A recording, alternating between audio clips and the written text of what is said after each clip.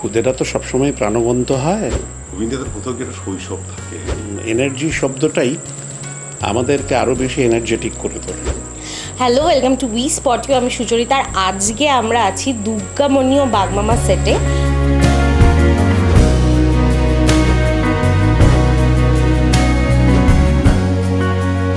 আর সেখানকার বয়োজ্যেষ্ঠরা আজকে আমার সাথে আছে। খুদের আড্ডা, আমরা খুদের সাথে আড্ডা করে নিয়েছি।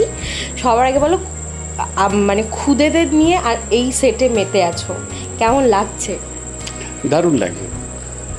খুদেরা তো সবসময় প্রাণবন্ত হয় এবং তারা সবচেয়ে জীবন্ত চরিত্র বলে মনে হয়। সুতরাং অন্য একটা চরিত্র করতে এসে যদি সঙ্গে খুদেদের পাওয়া যায় তাহলে চরিত্রগুলো আরও আরও অনেক বেশি জীবন্ত হয়ে ওঠে। সেটা বোধহয় ওদের জন্য। এবার একটু দাদার কাছে যাব। খুদেদের নিয়ে শ্যুট চলছে, একজন না, উপরি পাওনা হিসেবে দুজন। কেমন লাগছে? খুব খুব ভালো লাগছে।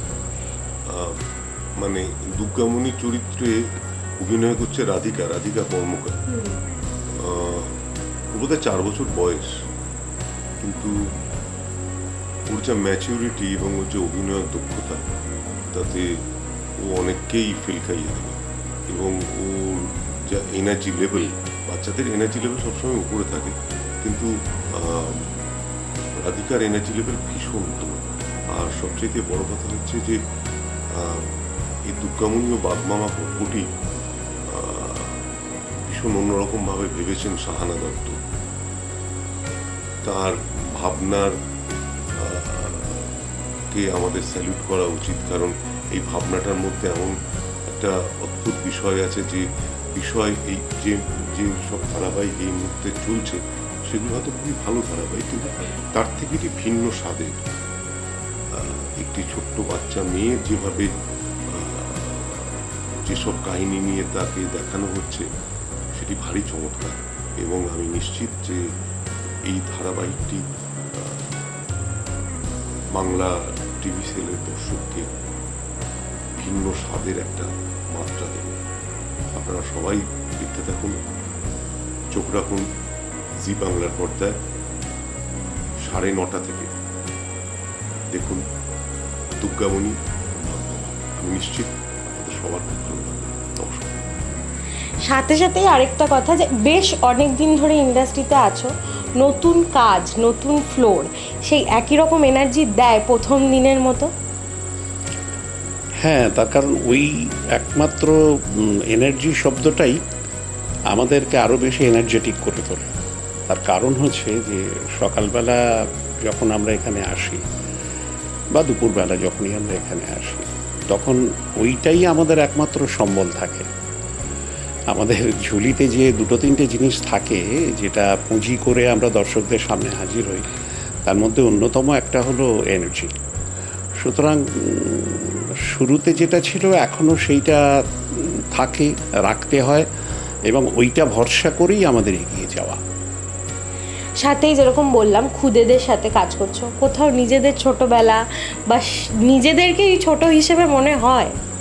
হ্যাঁ, নিজেদেরকে ছোট হিসেবে মনে হয়। একটা কারণ আছে, তার কারণ হচ্ছে যে অভিনেতা যদি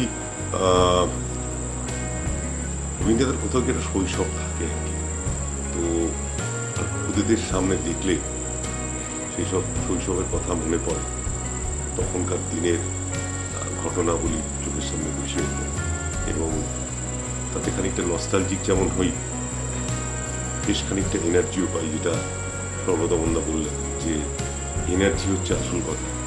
হ্যাঁ, এখনো ওই আর কি, মানে এনার্জিকে সম্বল করেই যখন সকালবেলাও যদি সেটে আসি তখন ওই এনার্জিটা নিয়ে আসার চেষ্টা করি।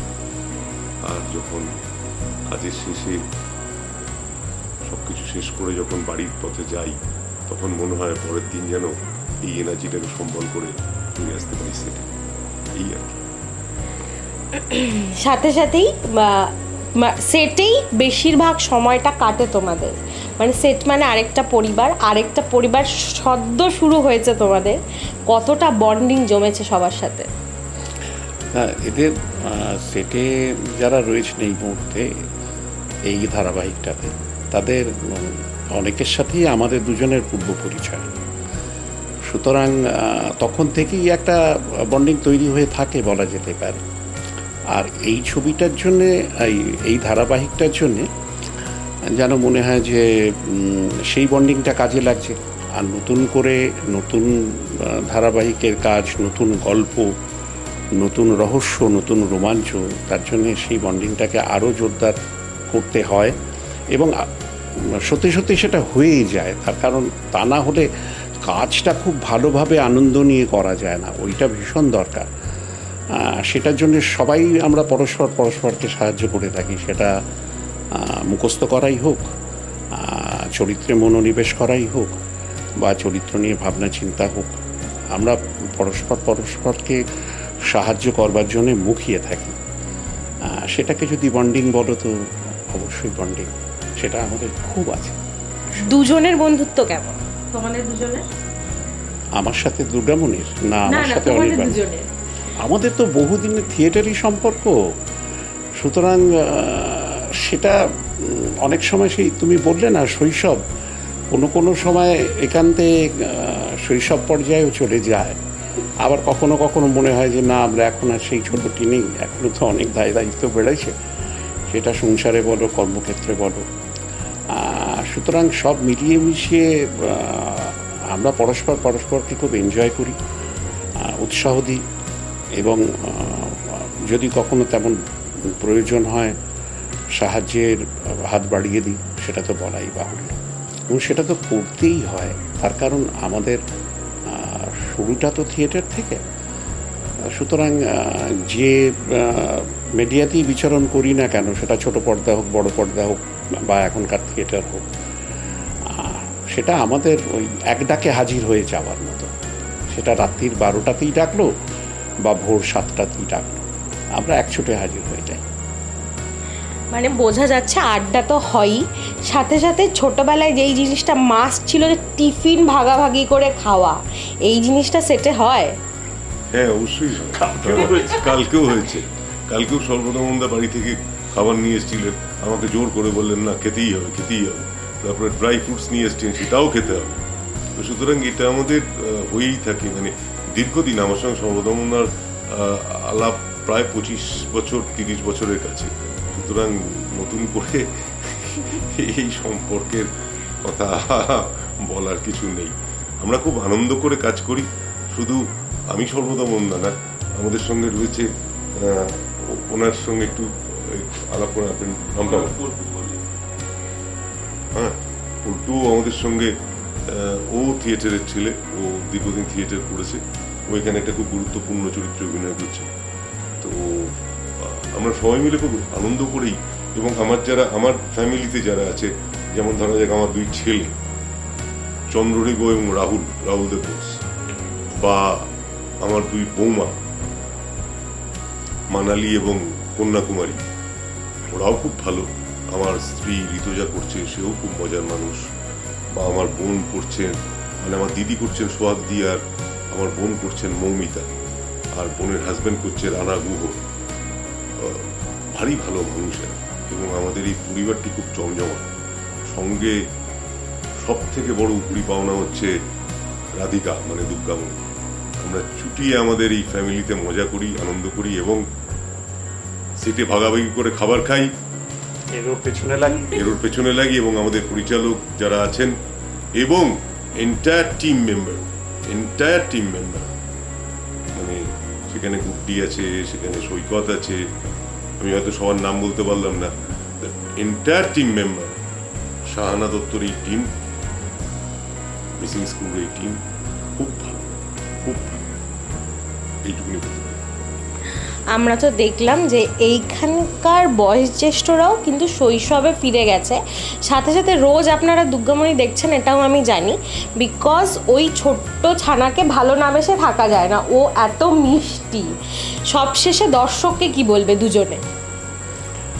দর্শককে বলবো যে অবশ্যই আপনারা আমাদের সঙ্গে থাকুন, আমাদেরকে ভালোবাসুন, বয়োজ্যেষ্ঠরা আমাদের আশীর্বাদ করুন, এবং সবচেয়ে বড় কথা হচ্ছে দুর্গামণিকে আপনাদের বাড়িতে ছোট যারা আছে, প্রত্যেকের বাড়িতেই কম বেশি ছোটরা থাকেন, তো তারা হয়তো কেউ কেউ এখন বড় হয়ে গেছে, আবার নতুন করে তাদের পরিবারে ছোটরা রয়েছে। এই ছোট বড় এবং মাঝামাঝি বয়সে যারা আছে তারা সবাই মিলে দেখুন। সবাইকে আমার অনুরোধ রইল যে অবশ্যই এটা দেখুন, কেননা দুর্গামণির মধ্যে আপনারা আপনাদের যে ভালোবাসার জায়গাগুলো, সেই ভালোবাসার জায়গাগুলো, সেটা শৈশব বলুন, আপনাদের কর্মক্ষেত্র বলুন, বা আপনাদের শিক্ষা দীক্ষা বলুন, সব জায়গার ভালোবাসাগুলো একত্র করে আপনারা আপনাদের স্বপ্ন পূরণের যে জায়গাগুলো, যে খাঁচাটা বা স্বপ্ন পূরণের যে অঙ্গীকার, সে সবটুকু রসদ আপনারা দুর্গামণির মধ্যে পাবেন। সুতরাং আপনাদের দেখতেই হবে দুর্গামণিও ভালো মা। যা বলার ছিল সৌগতমন্দার পুরোটাই বলে দিয়েছেন। আমাদের অভিনেতাদের একটা আবদার থাকে, সেটা হচ্ছে যে দর্শকের আশীর্বাদ পাওয়ার আবদার, আনুকূল্য পাওয়ার আবদার। আপনারা আমাদেরকে আশীর্বাদ করুন, আর ওই বাচ্চা মেয়েটি দুর্গামণিকে ভালোবাসুন এবং আশীর্বাদ করুন। তার কাজটা অবশ্যই আপনাদের ভালো লাগবে, তাকে জয়ী করুন, এটাই শুধু আমাদের অনুরোধ আপনাদের কাছে। ভালো থাকবেন সবাই, সুস্থ থাকবেন, ভালো রাখবেন সবাইকে। দুর্গামণিকে তো আপনারা ভালোবাসা দিচ্ছেনই, এইভাবেই দুর্গামণিকে ভালোবাসা দিতে হবে। সাথে সাথে চোখ রাখতে হবে জি বাংলার পর্দায় ঠিক রাত 9:30টায়, আর উই স্পট ইউতে এইরকম এক্সক্লুসিভ ইন্টারভিউর জন্য চোখ রাখতে হবে। Thank you.